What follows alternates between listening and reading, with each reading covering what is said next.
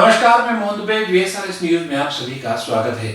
आइए नजर डालते हैं देश और दुनिया की तमाम टॉप 10 खबरों पर। कोरोना वैक्सीन कोविशील्ड की पहली खेप मंगलवार सुबह पुणे के सीरम इंस्टीट्यूट से एयरपोर्ट के लिए रवाना हुई। इससे पहले पूजा भी की गई। पुणे एयरपोर्ट से वैक्सीन की 478 बॉक्स देश के 13 शहरों में पहुंचाए जाएंगे। पहली फ्लाइट दिल्ली, दूसरी अहमदाबाद और तीसरी चेन्नई पहुंची। लोकल ट्रांसपोर्टेशन में लगे वाहन Z+ सिक्योरिटी के साथ चल रहे हैं। पुणे से air India, spice jet, Goyal और इंडियो एयरलाइंस की 9 फ्लाइट से वैक्सीन के 56.5 लाख डोज अलग अलग शहरों में भेजे जा रहे हैं। ये शहर दिल्ली, चेन्नई, कोलकाता, गुवाहाटी, शिलोंग, अहमदाबाद, हैदराबाद, विजयवाड़ा, भुवनेश्वर, पटना, बेंगलुरु, लखनऊ और चंडीगढ़ है। सेना प्रमुख जनरल MM नरवणे ने कहा कि उत्तर की सीमाओं पर हम पूरी तरह से चौकस हैं और चीन से किसी भी चुनौती का सामना करने को तैयार है। पश्चिमी सीमा पर पाकिस्तान आतंकवाद को बढ़ावा दे रहा है, लेकिन इसको साफ साफ कहा गया है कि ये बर्दाश्त नहीं किया जाएगा।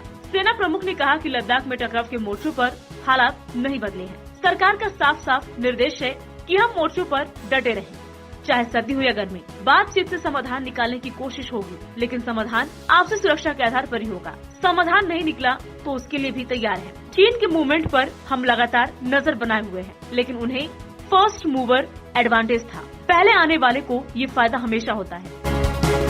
प्रधानमंत्री नरेंद्र मोदी ने स्वामी विवेकानंद की जयंती पर सोमवार को देश के युवाओं से बात की। इस दौरान उन्होंने नौजवानों को कुछ लक्ष्य दिए, जिम्मेदारियां बताई और राजनीति में आने के लिए कहा। वे वीडियो कॉन्फ्रेंसिंग के जरिए नेशनल यूथ पार्लियामेंट फेस्टिवल को संबोधित कर रहे थे। प्रधानमंत्री ने इस मौके पर राजनीतिक वंशवाद को आड़े हाथ लिया। उन्होंने कहा कि राजनीतिक वंशवाद देश का सबसे बड़ा दुश्मन है, इसे जड़ से उखाड़ना है। ये काम युवाओं को ही करना है। PM ने कहा कि पहले भ्रष्टाचार ही कुछ लोगों की पहचान बन गया था, अब देश ईमानदारों को प्यार दे रहा है। जनप्रतिनिधि भी समझने लगे हैं कि सिविल स्ट्रांग होना चाहिए। अब सरनेम के सहारे चुनाव लड़ने वालों के दिन लद गए हैं। दिल्ली के पूर्व कानून मंत्री सोमनाथ भारती का एक वीडियो वायरल हो रहा है। रायबरेली की इस वीडियो में भारतीय पुलिस अफसर से कहते नजर आ रहे हैं कि योगी की मौत सुनिश्चित है, योगी तो जाएगा ही। इस दौरान एक युवक ये कहते हुए आता है कि योगी कहीं नहीं जाएगा। युवक ने विधायक सोमनाथ भारती पर स्याही भी उड़ेल दी। इस पर भारती वहां खड़े दरोगा को धक्का देते हुए युवक के पीछे गालियां देते हुए दौड़ते नजर आए। बता दें कि अमेठी में विवादित बयानबाजी के मामले में कोर्ट ने उन्हें 14 दिन की न्यायिक हिरासत में जेल भेज दिया है। उनकी जमानत पर अब 13 जनवरी को सुनवाई होगी।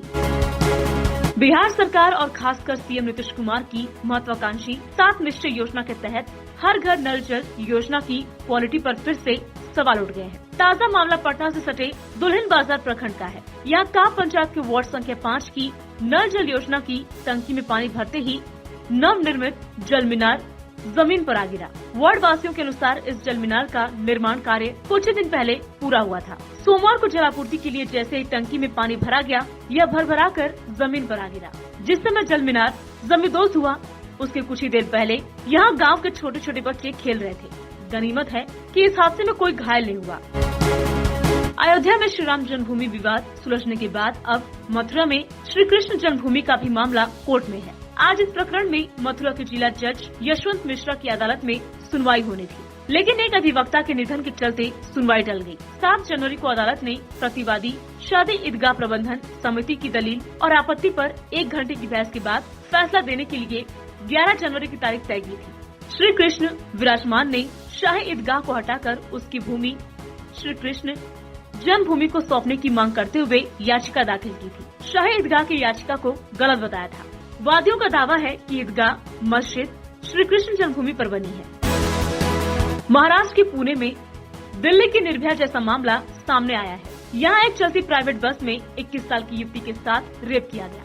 घटना 6 जनवरी की है। पीड़ित के बयान के आधार पर पुलिस ने केस दर्ज किया है। ये घटना पुणे के रांजनगांव इलाके में हुई। पीड़िता गोंदिया की रहने वाली है और पुणे की एक प्राइवेट कंपनी में काम करती है। वो अपनी बहन की शादी में भंडारा गई थी। शादी समारोह के बाद वो भंडारा के पास स्थित नागपुर बस डिपो से अकेली पुणे लौट रही थी। बॉलीवुड में ड्रग्स एंगल की जांच कर रही नारकोटिक्स कंट्रोल ब्यूरो ने तड़के मुंबई के फेमस मुच्छड़ पान वाला यानी रामशंकर तिवारी को अरेस्ट किया है। तिवारी से पूरी रात पूछताछ हुई है। सोमवार को एनसीबी ने मुच्छड़ पान वाले समन भेज पूछताछ के लिए तलब किया था। रामशंकर तिवारी सोमवार सुबह 10 बजे एनसीबी दफ्तर पहुंचे थे, जहां 17 घंटे की पूछताछ के बाद एजेंसी ने उन्हें अरेस्ट किया है। शनिवार को पकड़े गए ब्रिटिश नागरिक करण सचनानी से पूछताछ में मुच्छड़ पानवाले का नाम सामने आया।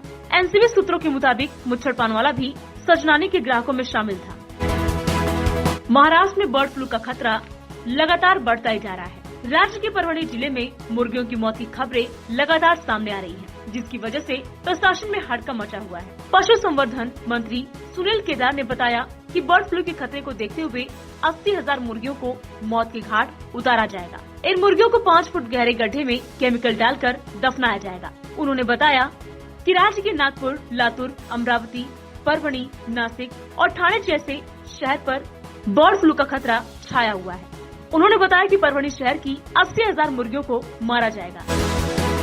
कोरोना की वैक्सीन को लेकर विपक्षी दलों की शंकाओं के बीच राष्ट्रवादी कांग्रेस पार्टी ने अजीब सा प्रस्ताव रखा है।